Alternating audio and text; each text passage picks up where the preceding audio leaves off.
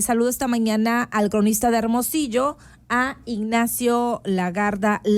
Vamos a platicar sobre la Revolución Mexicana, este día que por supuesto nos están preguntando si habrá desfile. Sí, a las 9 de la mañana, ahí en la calle Rosales, 9 de la mañana. Muy buenos días, ¿cómo está, cronista? Buenos días, Lagarda. Buenos días, Karina, gusto en saludarte.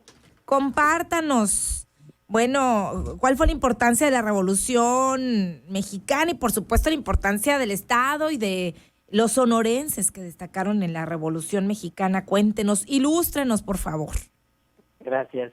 Pues después de una etapa de 30 años de dictadura militar de Porfirio Díaz, pues la revolución fue un proceso de transformación.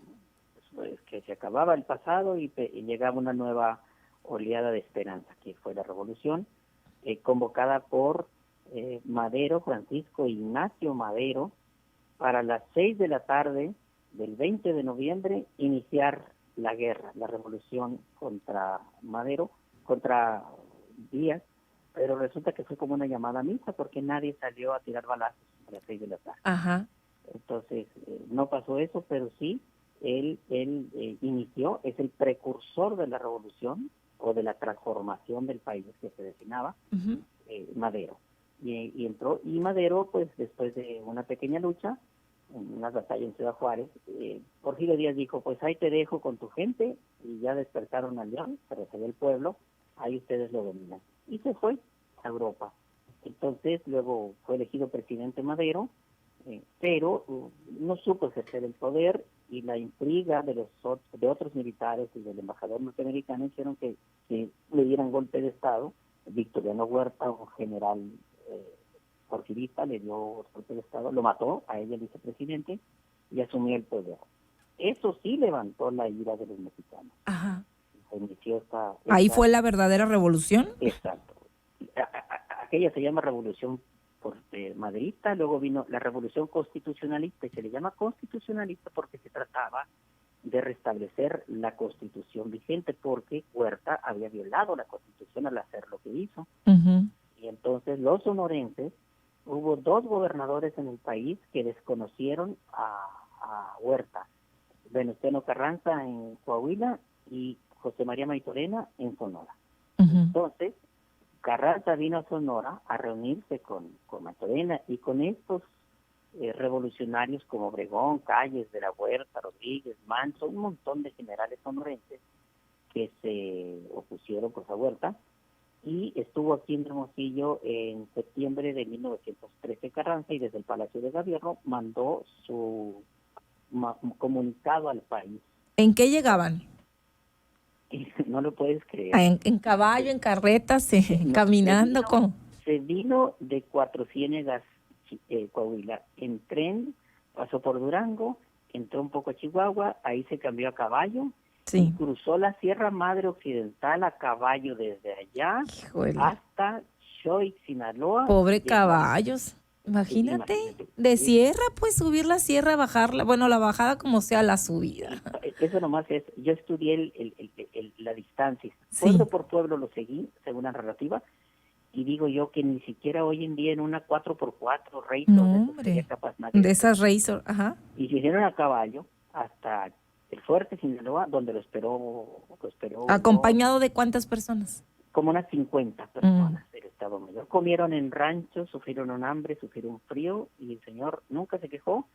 Y llegaron a Hermosillo en tren, desde el Fuerte a Hermosillo en tren, en septiembre, y nomás se sacudió el traje cuando se bajó del tren. Okay. Y aquí hizo su pronunciamiento a la nación, que desde entonces se dice que Hermosillo es la capital de la constitucionalidad.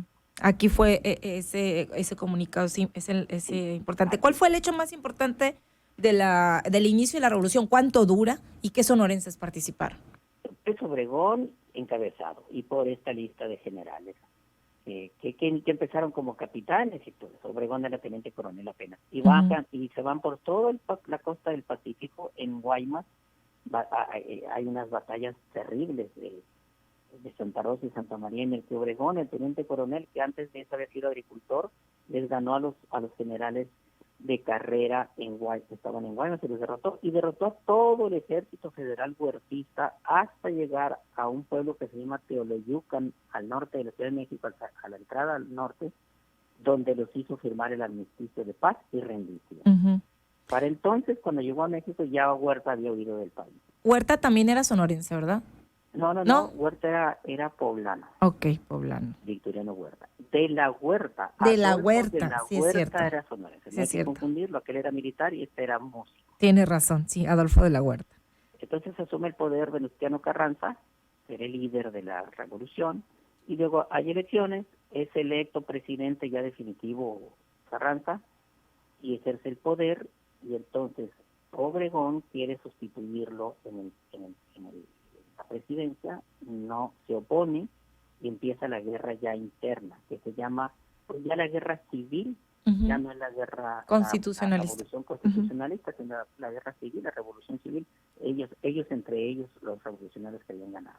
Y esto inicia, porque el inicio no es que se llevó a cabo en un día o en días, sino esto fue una época, y termina, o cuándo puede decir que concluye la Revolución Mexicana, o todo el proceso.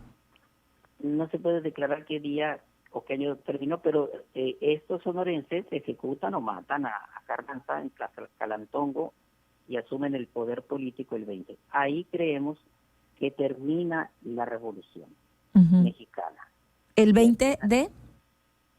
Mande. ¿Qué fecha fue eso? ¿No se estima más o menos? 1920, cuando asume la presidencia Álvaro Obregón. Uh-huh. O sea, duró un proceso como de 10 años. 10 años, pues, todo esto. Sí, que fueron las batallas, pero asume el poder y ejercen el poder los sonorenses desde el 20 hasta el 36, cuando Lázaro Cárdenas, siendo presidente y alumno de muchos de ellos, pues se exilia del país a flotar peleas calles, ejercía el poder tras el trono en una etapa que se llama el maximato. Fue presidente después de Obregón y siguió ejerciendo y poniendo presidentes a fondo. Sí. Ahora, ya para cerrar, también destacaron mujeres. De pronto nos confundimos con los personajes o las vestimentas o los momentos entre la independencia y la revolución. Pero bueno, ¿qué mujeres destacan en la Revolución Mexicana? Pero esos nombres de la Revolución Mexicana están representados por esta mujer Adelita que la vestida así de tipo china poblana. Uh-huh. Con sus trenzas. No, sí hubo muchas y precisamente aquí estoy estudiando y estamos estudiando la figura de las mujeres, pero ahí están, pero no preponderante como las compañeras de los independentistas. Uh-huh. De la independencia. Hay unas generalas, una o dos o tres generalas y enfermeras y demás, pero no hay una o dos o tres que digan. En las películas sí las vemos. Bueno, pero es que las sí, películas ¿no? Pues son películas, no son historia, y ahí aparece María Félix, pero las películas son ficción, no son realidad. Entonces, ¿ninguna sonorense tampoco en el que recordemos algún personaje? No recuerdo, pero sí tengo algunos nombres, pero no de gran preponderancia. Okay. Algunas sonorenses, mujeres, tengo una foto por ahí, que iban a la guerra, iban a la lucha, pero no llegaron a tener un gran... ¿Asistían a los hombres entonces? ¿Mande? Asistían, no protagonizaban, asistían a los hombres. El prototipo de la sonorense es la Adelita, la que asistía la soldadera que iba junto con el soldado y le asistía, la comida era su mujer, su esposa, algunas entraron en combate, se hicieron militares, llegaron a capitanas, cosas así, pero no tenemos todavía personajes íconos de grandes personajes.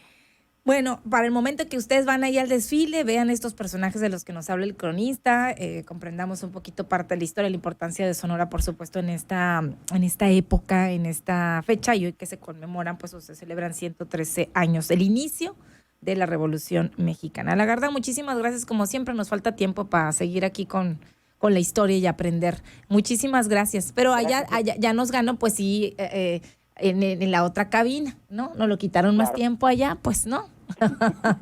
Ándale, pues un abrazo. Hasta luego. Bye, ahí está.